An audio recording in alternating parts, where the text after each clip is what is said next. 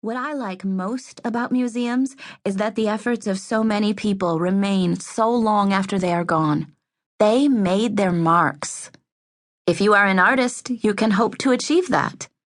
If you are not an artist, you believe that having children is the closest you'll come.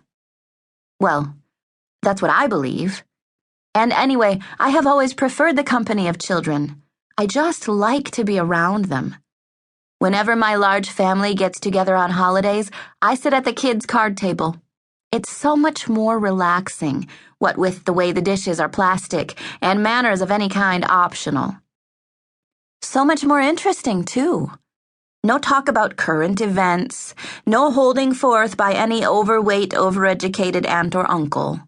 There is talk only about things that are astonishing. Facts about the red ant, say, or the elaborate retelling of an unfortunate incident such as the one where a kid vomited on the teacher's desk. I always thought I'd have 5 or 6 children, and I have imagined so many lovely domestic scenes featuring me and my offspring. Here we are, outside on a hot summer day, running through the sprinkler. The children wear bright fluorescent bathing suits in pink and green and yellow. I wear cutoffs and a t-shirt. There is fruit salad in the refrigerator. Later, I will let the older kids squirt whipped cream for the younger ones.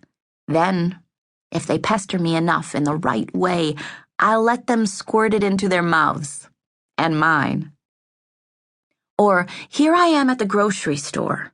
My married hands unloading graham crackers and packages of American cheese that have already been broken into due to the eager appetite of the toddler in the carriage, who is dressed in tiny Oshkosh overalls over a striped shirt. His fine hair, infused with gold and red, curls up slightly at the back of his neck. His swinging feet are chubby and bare. He has flung his sneakers and socks on top of the family-size pack of chicken breasts. His brothers and sisters are in school.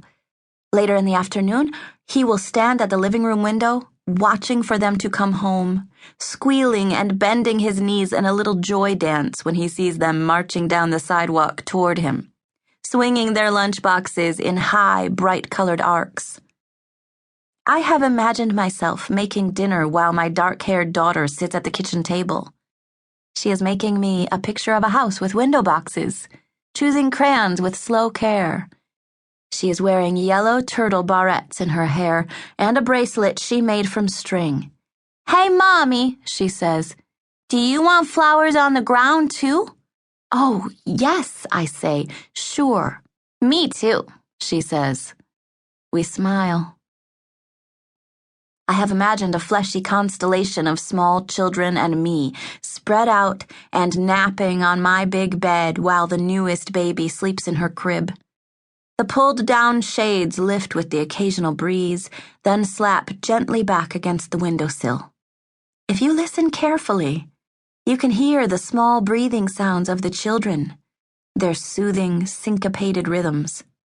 There is no other sound, not even from the birds.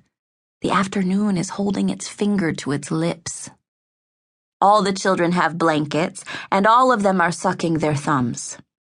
All of them are read to every night after their baths. All of them think they are the favorite.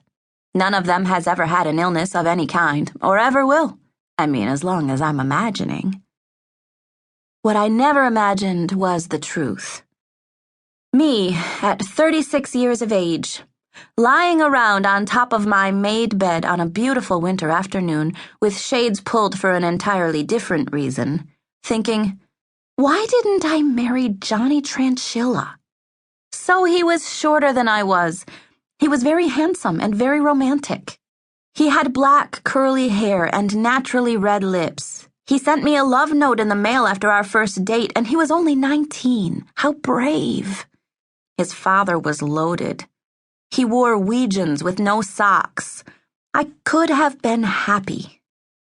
Then I go on through the rest of my short list, thinking of the men I might possibly have married. Ron Anderson, who became a mildly famous artist and now lives in a huge A-frame in the Rocky Mountains with his blonde wife, who is more beautiful than I'll ever be, but not as much fun, I can guarantee it.